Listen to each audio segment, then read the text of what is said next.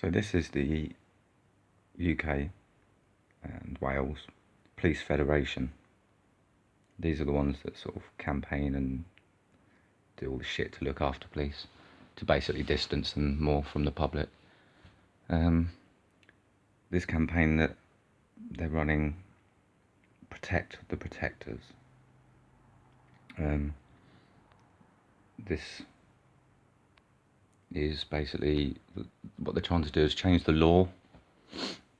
So if police are in a pursuit and that, and something goes wrong due to their bad driving, whatever, they're kind of more protected than anyone else would be. Basically saying they shouldn't really even go to court, by the look of it.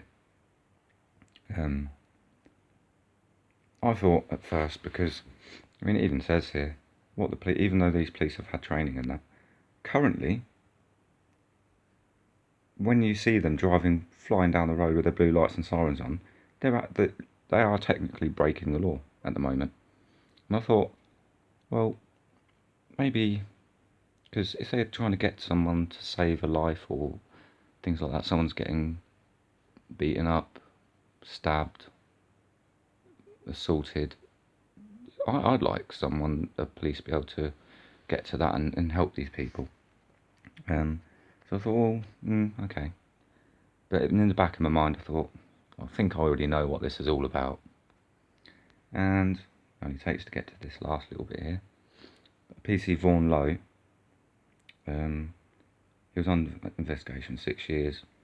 He basically ran over and killed a pedestrian, student, on a pedestrian crossing. Not just a zebra crossing that's got no lights to say to the cars to stop. This one actually did have the lights to say that there is someone on the crossing. There was a certain thing I was reading about what questions he was asked in the trial. And he said something, he could see the lights on the pedestrian crossing. He said he saw a pedestrian walking, because I think it's a 3-lane roadway. And he saw the pedestrian. But then the next question was, when did you first see the pedestrian? He said, when he was right in front of my bonnet, and basically, bang, that was it. Just came out of nowhere, bang. In this video, he also says things like, I think it's this video, he says,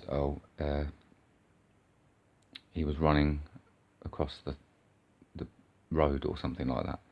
No, he was on a pedestrian crossing, using it properly. There's so much shit that he comes out with this. In this video, he seems to have no remorse whatsoever towards the person that he killed, or the family of the person that he killed. His snivelling is all about him, and how he felt so horrible that he might have to go on a gross misconduct hearing. Oh, Diddums. Sniving little cunt.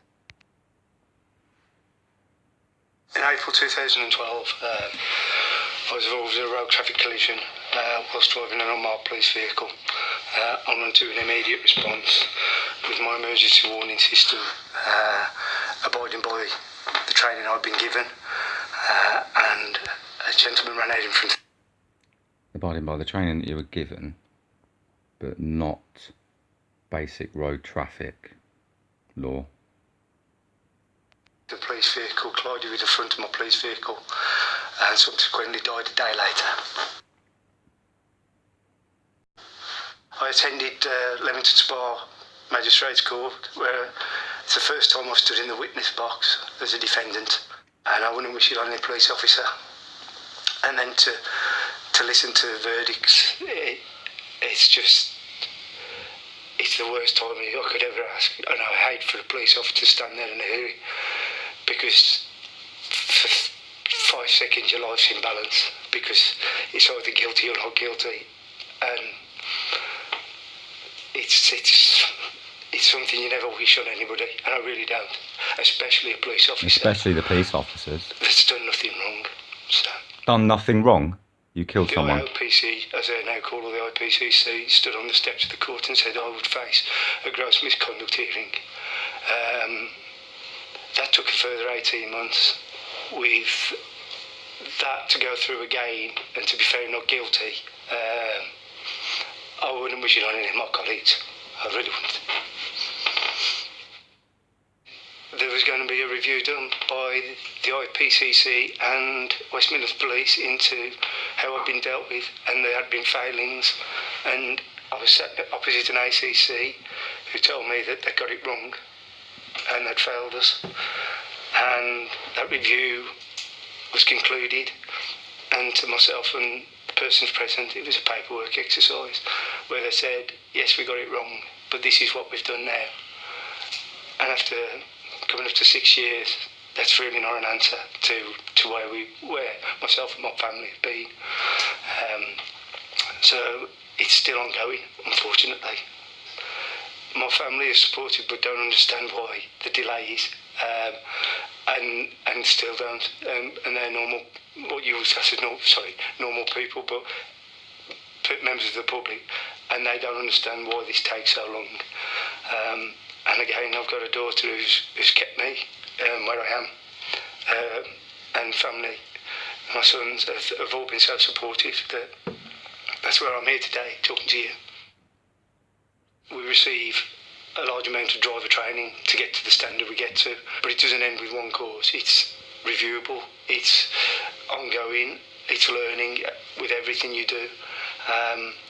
And to go through the driver training that I've been through and the learning curve that I've gone through to keep my driver training, to then suddenly be told that I'm going to be prosecuted at this level.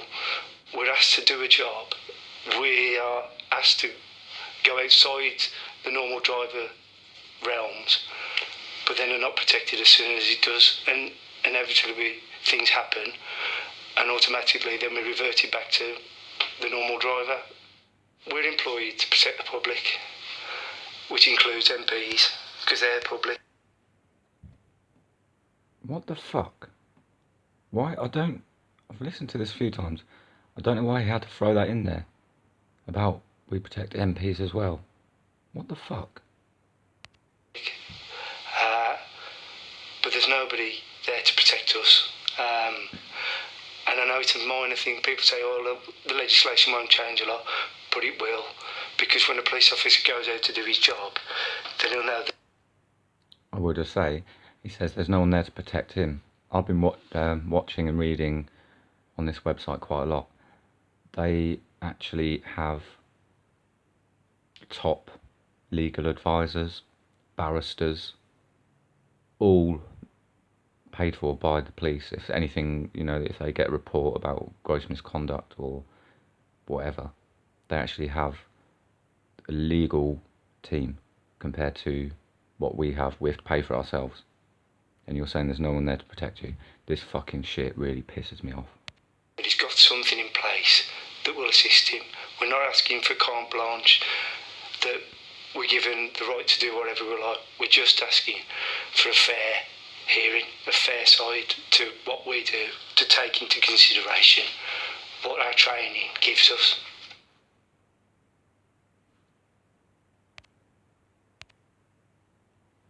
Unbelievable. I'm going to go back to this bit. Where is it? So, if a police officer, because there's legislation that they're trying to change, because a police officer is, even though they've got the extra training, if something does happen, like he basically blatantly killed someone, when it goes to court and things like that, he is still measured against that of a non-police trained, competent and careful driver. So what they're trying to change is that, because they've got extra training, I mean, this is so twisted.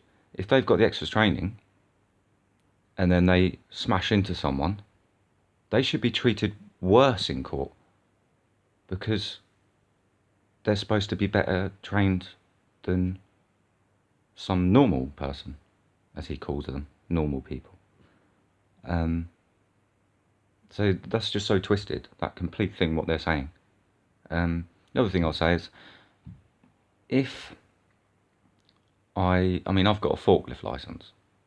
If I go to a warehouse job and they've got pedestrian crossings and things like that, because I've had the forklift training compared to someone that hasn't, I should be more competent, which is what they're kind of saying, to not run someone over on a pedestrian walkway.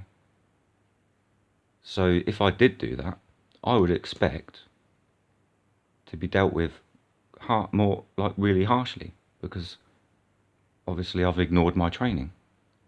So, I mean, I'm going to leave links to this so you can read it properly, because I did sort of skip through it a bit. This is ongoing, this legislation shit that they're trying to do. Started in 2012. Let's see what there. And that's the last thing there. Still going on 2019. Completely unbelievable. The thin blue line all over this. Fucking disgusted by it. Disgusted by that bloke in the video. Made me feel sick.